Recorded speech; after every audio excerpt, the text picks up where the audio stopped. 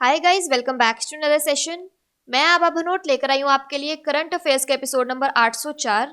आज की तारीख है 10 अक्टूबर 2020।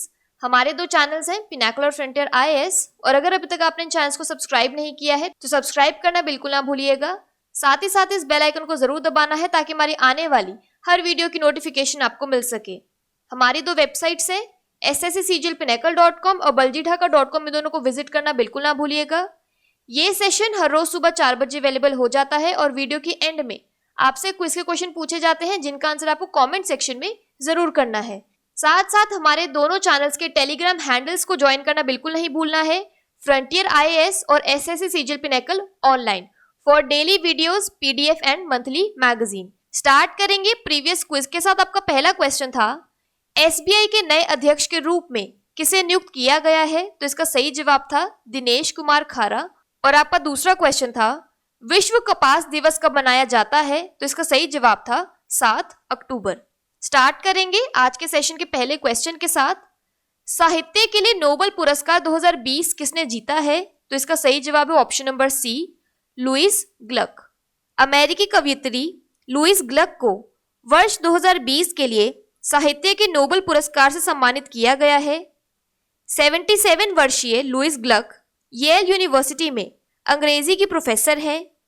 ग्लक ने 1968 में फर्स्ट बॉर्न के साथ अपनी शुरुआत की थी और जल्द ही अमेरिकी समकालीन साहित्य में सबसे प्रमुख कवियों में शामिल हो गई थी।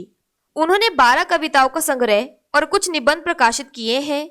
लुईस ग्लक के सबसे प्रशंसित संग्रहों में से एक द वाइल्ड आयरस है, जो 1992 में प्रकाशित हुआ था।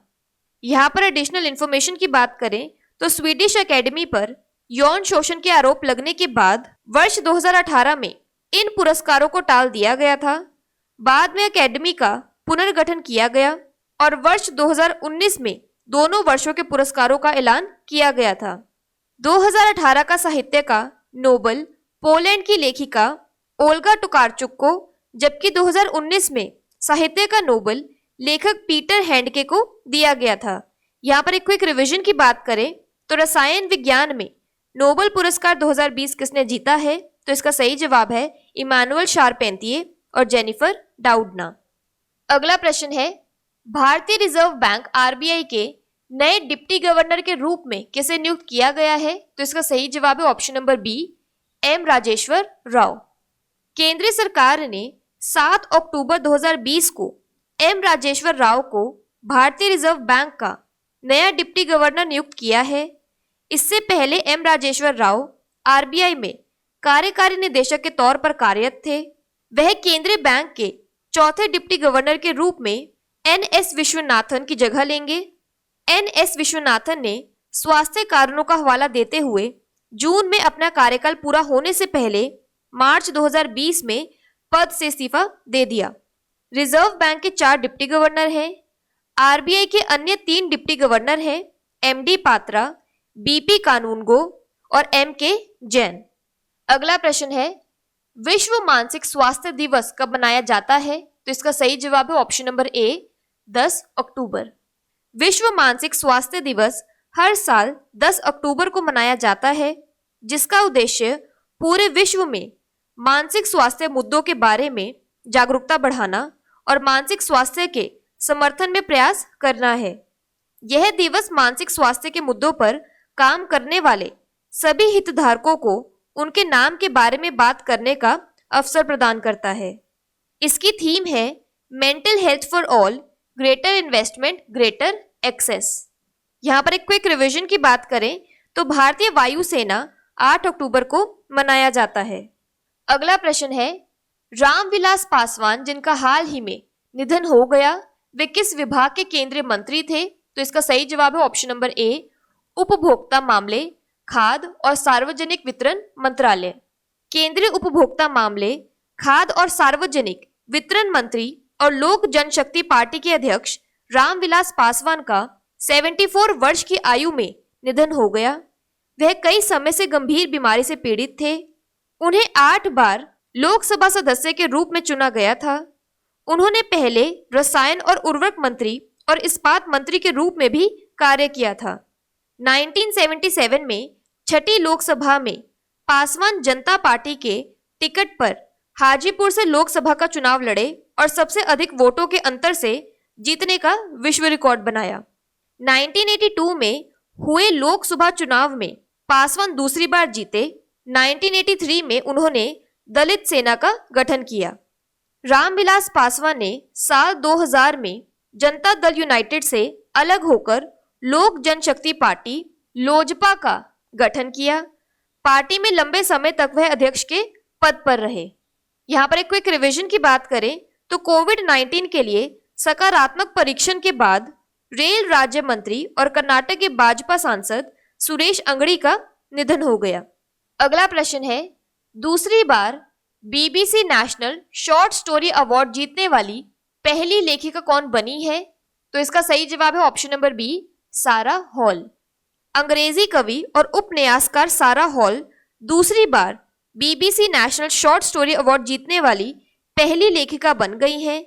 उनकी कहानी द ग्रॉड्स्क्यूज के लिए उन्हें यह शीर्ष सम्मान मिला है।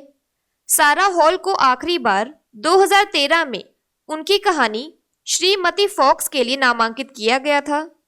कैम्ब्रिज यूनिवर्सिटी के साथ BBC national short story award की स्थापना 2005 में हुई थी और इस पुरस्कार को प्राप्त करने वाले को 15,000 पाउंड मिलते हैं।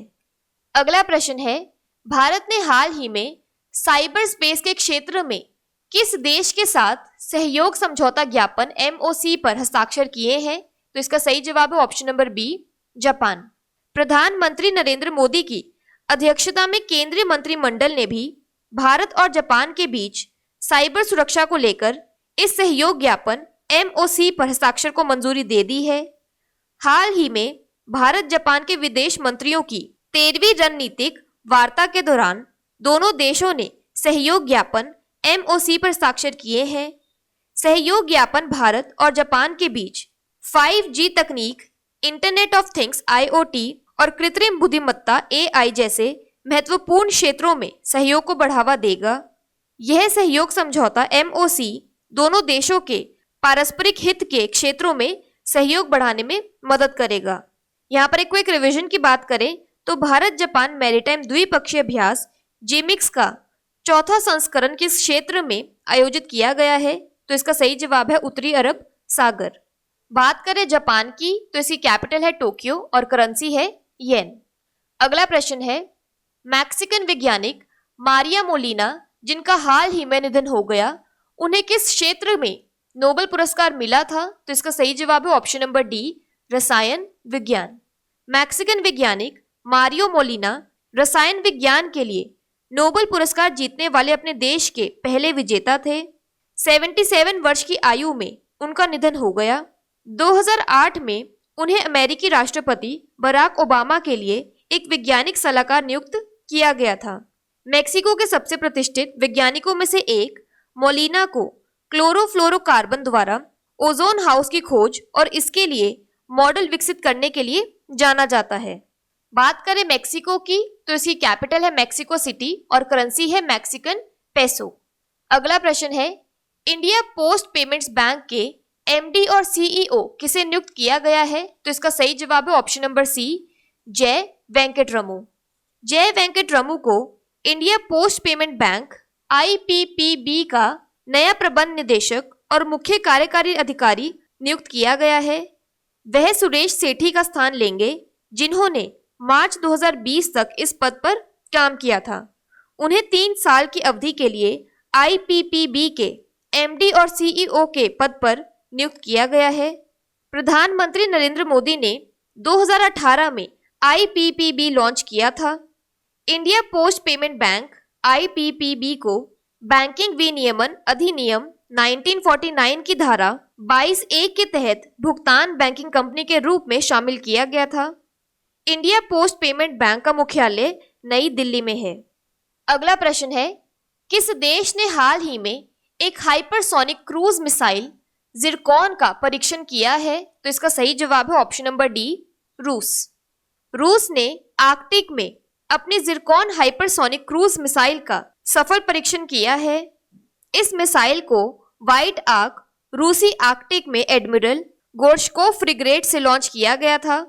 मिसाइल ने 28 किलोमीटर अपनई प्रक्षेप वर्ग की अधिकतम ऊंचाई के साथ 450 किलोमीटर की दूरी तय की।